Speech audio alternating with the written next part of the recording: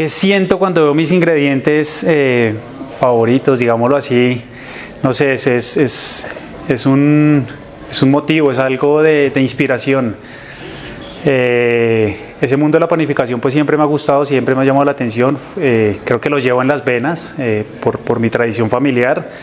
Entonces siempre es como un principio de oportunidad de transformar un ingrediente. En general la cocina y la gastronomía es eso, una transformación, pero con la harina, con el trigo, digámoslo así, siempre encuentro otra motivación, porque yo le llamo la ciencia empírica, porque tiene mucho de ciencia, de química, de física, pero es muy del momento, muy del clima, muy de la temperatura, muy de la altura. Entonces es la motivación, es el principio de oportunidad de poder crear algo y transformarlo. El tema de la fermentación también es supremamente importante e interesante, van muy ligados los dos. Bueno, siempre en las clases he dicho que la gente va a pasarla rico y tiene que disfrutar. Y si no se disfruta, pues no se aprende. Entonces, pues mucha gente me habla de ello y me agradece, porque no todos llegan con la pasión del pan. La cocina como tal, todos tenemos la cercanía en la cocina. Siempre les digo, pues el laboratorio está en nuestras casas y es una gran ventaja de nuestra profesión, porque pues la cocina es nuestro laboratorio y tenemos la oportunidad de hacerlo en la casa. Pero la panadería no, mucha gente es muy reacia a veces a la panadería, pero después de las clases, al final el agradecimiento por lo bien que la pasaron, por la pasión que se transmite, no solo el enseñar, sino es eso, que la gente la pase bien, que lo disfrute, que lo entiendan.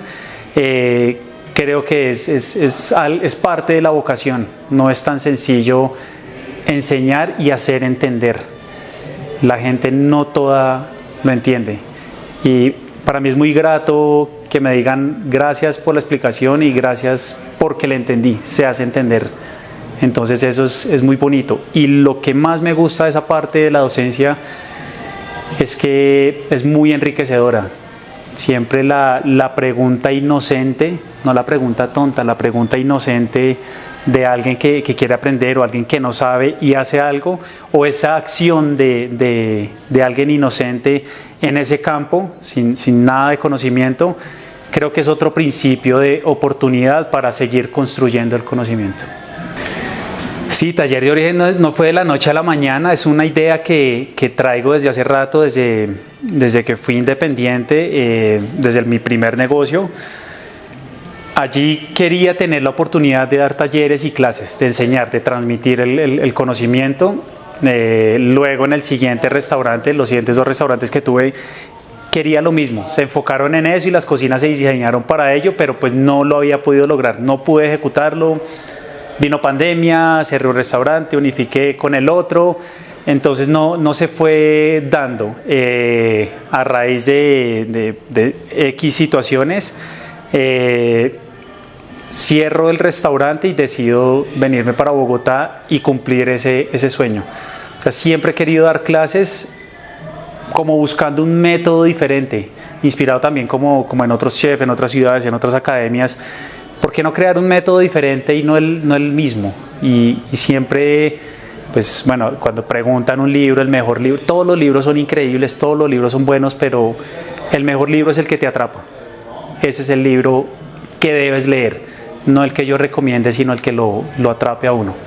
Entonces, gracias como a todo ese conocimiento, a mi tradición familiar, siempre tuve como, digámoslo así, cierta ventaja frente a mis compañeros. Entonces siempre era la idea de la educación, de la docencia, siempre lo tuve en mente. Y ya después vino la idea del taller de origen, porque pues nada, es como el espacio donde justamente queremos construir conocimiento, y siempre le llamo eso, construir conocimiento. No es simplemente enseñar, sino traer conocimiento, escuchar a los participantes, alumnos, las personas que están, y entre todos poder engrandecer ese conocimiento, poder crearlo. Y Origen, pues por su trascendencia, y Tao es también como algo oriental, asiático, que va enfocado al principio, al origen, a la educación, a la enseñanza.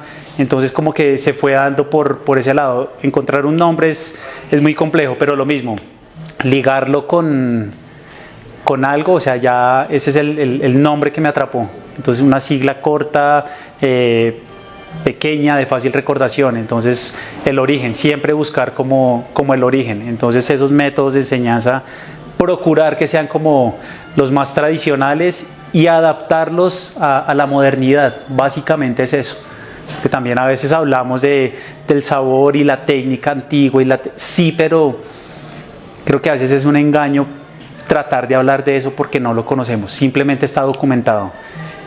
Y es intentar llevarnos una experiencia. Entonces, pues creo que hay que tener cuidado como con un poco de ello. Y los ingredientes, los insumos, los equipos, todo ha cambiado. Y estamos en una era, en una época de evolución y revolución increíble. O sea, hoy amanecimos con una idea y mañana esa idea ya tiene 3 ideas encima y se están perfeccionando y se están mejorando. Entonces eso hace que todo lo antiguo lo tengamos que adaptar ahora, sin haber conocido lo antiguo, simplemente lo documentado y tratar de identificar o soñar algún sabor, alguna técnica. El gluten, sí, el gluten es, pues tristemente se ha satanizado. Sí existe el intolerante, el celíaco, y eso es muy respetable, pero pues creo que debemos ir un poco más allá.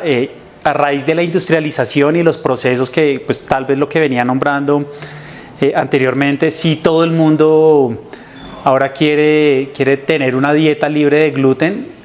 Lo he dicho muchas veces, por moda y tendencia más que por salud. Están como los dos campos. Entonces, como X deportista, X actriz, X persona, X influenciador tiene una dieta libre de gluten, yo quiero hacerla.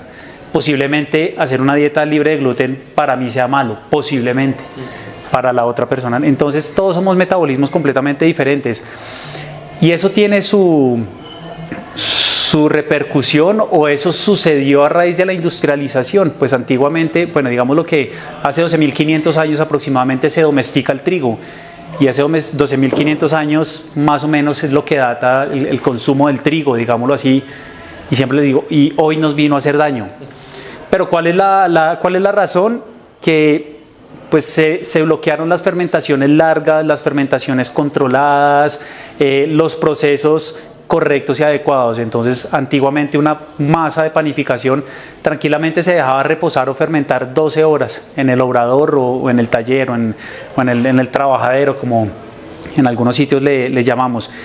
A raíz de la industrialización, la globalización, el querer abarcar un mercado un poco más amplio, se empiezan a desarrollar máquinas para facilitar ese tipo de trabajos. Entonces ya una masa que desarrollaba el gluten en 12 horas, 15 horas y daba un punto de masa, lo estábamos reduciendo a tiempos de 30 minutos, de 20 minutos en amasado.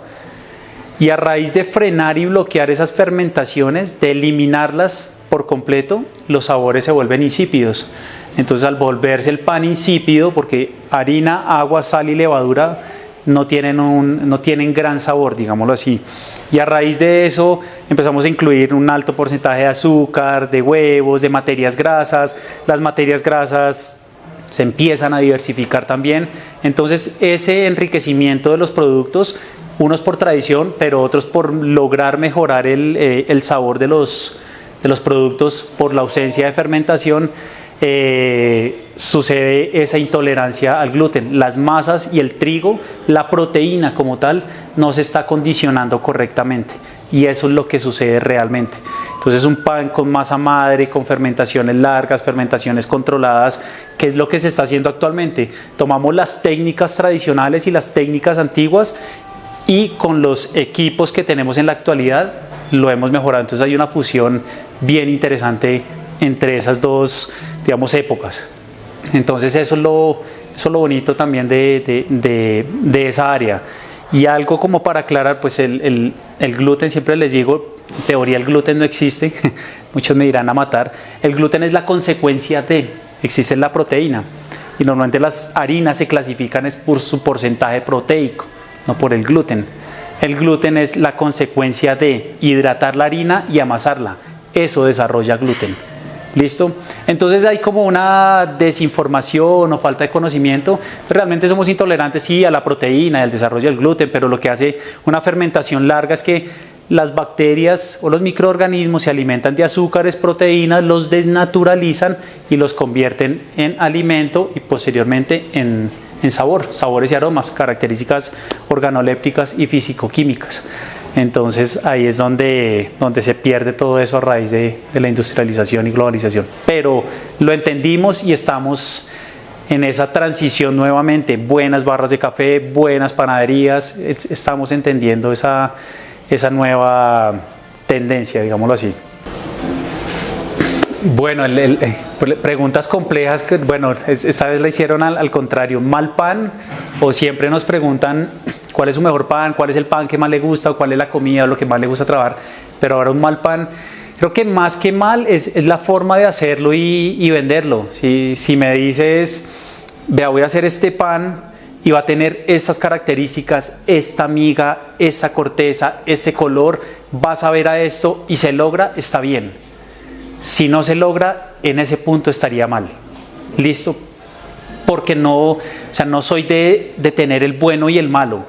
Posiblemente pues están los gustos personales y en ese punto decimos me gusta, no me gusta, está bien o no está bien. Pero para mí está mal en el punto cuando no se logra lo que se quería. Es más como mi percepción del bien y el mal en técnicas y procesos, más que elegir. Bueno, en ese tema creo que a veces la onda saludable pues es una moda y es una tendencia, y las modas y tendencias pues son un poco costosas, son clasistas, y eso también sesga un poco el mercado. Entonces pues hace productos un poco de alto costo, no accesibles para todo el público. Entonces tristemente lo que se vende como saludable, un buen pan de masa madre, digámoslo así, un buen pan de corteza, su costo no es para todos los bolsillos, lastimosamente. Entonces, ¿cómo podríamos jugar o cómo podríamos hacer una inclusión de mercado para toda la gente? Creo que sería más importante pensar también que podamos llegar a todos y no solo los que puedan lograr consumirlo. Entonces estamos haciendo también una selección de clientes y mercado, y otra cuestión y otra reflexión es más que la crítica y que no suene brusco, también otra reflexión pues definir qué es saludable, hacia dónde vamos, hacia qué queremos, porque es lo mismo. Lo que me sienta bien a mí no quiere decir que le siente bien a la otra persona y viceversa. Entonces pues creo que hay un análisis médico o ligado a la medicina que nos podría llegar a entender un poco más eso. ¿Qué debería comer yo? ¿Cómo debería comerlo? También la forma de elaborarlo, también en los procesos, creo que es lo más importante. Muchas veces creo que nos sucede y debe pasar. Regáleme la receta, una buena receta de una sopa de tomate, una buena receta de un pan, una buena receta de la pizza, y no es la receta, es el proceso. Porque si tú no logras identificar un tipo de harina, no logras identificar un tiempo de fermentación, si no logras hacer una identificación de procesos correctos y adecuados, pues no vas a lograrlo. Una sopa de tomates, y un día compras los tomates y todos están maduros, otro día llegan pintones, otro día la mitad están maduros, la mitad pintones, otro día verdes. Entonces, ¿cómo jugar y cómo mitigar toda esa parte? Entonces, son más los procesos que la receta. Obviamente hay una receta detrás y un trasfondo, pero volviendo y retomando, deberíamos incluir más al mundo, más a la gente que no tiene el poder adquisitivo. Creo que está un poco aislada de ello, y creo que esa tendencia y ese mercadeo y la forma de vender, que también pues nos la enseñan, es importante, pero entonces el que no puede consumirlo, el que no puede llegar a él, se morirá, va a decaer, y es eso, es la lucha constante nuestra de intentar vivir vivir bien, ¿en qué sentido? ¿En qué forma? O sea, comer saludable, ¿qué me va a garantizar? O comerme este pan o ¿qué garantías tengo? Y no es simplemente el pan, porque pues, los veo uno comiéndose el pan de masa madre con una Coca-Cola. Venga, pues... Y el de la panadería tradicional, un rosconcito pero con jugo. Entonces, estoy compensando a qué estamos jugando como en ese sentido. Entonces, ¿qué estaría bien? Y muchos hablan de saludable, del fruto seco, de la leguminosa, de ese tipo de cosas, pero ¿realmente cocinan bien una leguminosa? ¿Realmente se comen bien un fruto seco? No es simplemente comerse un fruto seco, no es simplemente comerse un pan, está bien hecho, está bien elaborado dentro de los parámetros, digámoslo, de potencializar su valor nutricional, porque no es hacer el pan de masa madre, es entender qué está pasando y qué está sucediendo. Entonces, gracias a la masa madre se potencializa el valor nutricional, se mejoran características organolépticas, físico-químicas, tiene muchísimos beneficios, es un pan de más fácil digestión, que es lo que buscamos. Por eso los panes de fermentaciones cortas o comerciales o panadería de barrio, no es que sean malos, pero son un poco más pesados, porque la proteína no se desnaturaliza y las proteínas son muy pesadas. Y ya empieza a entrar pues un poco el tema de la medicina, de la nutrición, debemos consumir proteínas o aminoácidos que son proteínas de enlaces cortos. Entonces, ¿por dónde nos vamos? Una leguminosa realmente la lavamos, la hidratamos, la activamos, la cocinamos. O sea, no es simplemente comerme unas lentejas, no es simplemente comerme el garbanzo, es la forma de hacerlo correctamente para potencializar su valor nutricional, porque de nada me sirve comerme simplemente las lentejas, es hacerlas bien hechas. Los frutos secos, todo el mundo llega a sus clases con su bolsita de frutos secos, hombre, no es solo eso.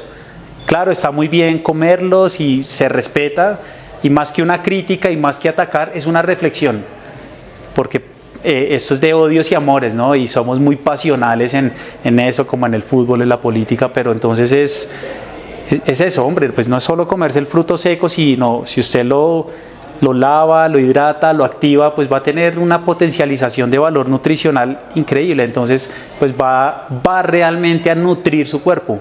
¿Y qué es alimentarnos?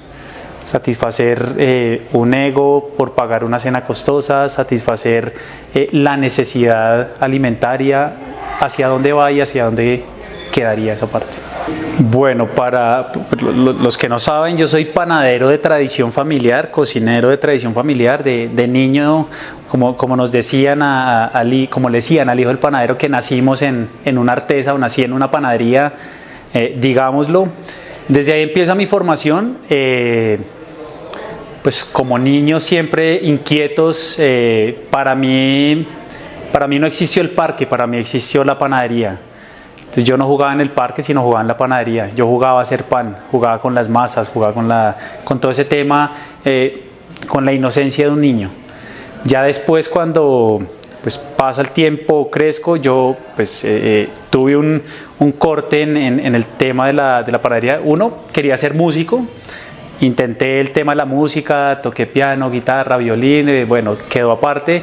Y después fui deportista, jugué un tiempo fútbol y como ciclista sí fui ciclista profesional. Después la vida me volvió a traer a mi origen, a mi tradición. Entonces, gracias a mi hermana mayor, Luisa Fernanda, fue la que me dijo: Juan, usted sabe que el deporte pues hoy está bien, mañana se cae y nada, hay que tener un plan B. Y ese plan B, pues estudia algo, estudia gastronomía. Yo, ¿qué? ¿Gastronomía? ¿Qué es esa vaina? Y no sabía que lo que yo sabía hacer empíricamente era una profesión. Y en ese momento empecé a investigar las carreras, la escuela, vi los pensum y me enamoró esa vaina. Porque, hombre, lo que sé empíricamente se puede convertir en profesión. Me lesioné, no pude ir a correr una Vuelta a Colombia, que iba a correr mi primer Vuelta a Colombia. Entré a estudiar y fluyó por este lado. En el ciclismo, pues el deporte, el nivel acá en Colombia es brutal, pero es muy complejo. Y por este lado fluyó, empecé a trabajar y salió un trabajo, otro. Yo me pagué la carrera y yo tenía 3 trabajos. Trabajaba con mis papás en las panaderías, tenía trabajos por turnos, hacía de todo con los profesores de la escuela, hacía eventos, me movía por todo lado y empezó a fluir. Me apasionó esta vaina y digo a la gente, yo soy muy ñoño, a mí me encanta leer, estar leyendo el libro que salga, el libro de panadería, y por eso digo, todos los libros son buenos, son increíbles, unos mejores que otros, mejores en el sentido de que te apasionan, te abarcan, te encanta ese libro, te hace meter en él. Y soy muy autodidacta y lo que digo siempre, afortunadamente tenemos el laboratorio en casa y siempre tuve el laboratorio, que es el negocio de la familia. Entonces siempre pude practicar allí, siempre estaba como en constante práctica, indagando aquí, indagando allá, buscando cómo hacer, cómo mejorar, y nada, siempre construyendo conocimiento. Uy, carajo, complejo, pues tantas cosas que quisiera uno aportar. Nada, siempre, posiblemente siempre he querido, creo que algo que pues los sueños se han ido construyendo, ¿no? Ir evolucionando, tener el negocio, ser docente, ser profesor, tener ese negocio, pero creo que algo que seguiría y que ojalá se pudiera cumplir, un campeonato mundial de panadería. Sería algo ideal, pero con algo típico y autóctono nuestro y lo mismo, pues igual cuando hablamos de historia, creo que es enfocarnos en una época y siempre he dicho que el ingrediente, creo que llevar algún ingrediente con las técnicas de panificación y haber participado en un campeonato mundial, creo que sería algo muy satisfactorio. Creo que Colombia tiene el talento y lo tenemos para llegar a eso. Eso sería lo muy gratificante, poder aportar eso e inspirar gracias a eso a más panaderos.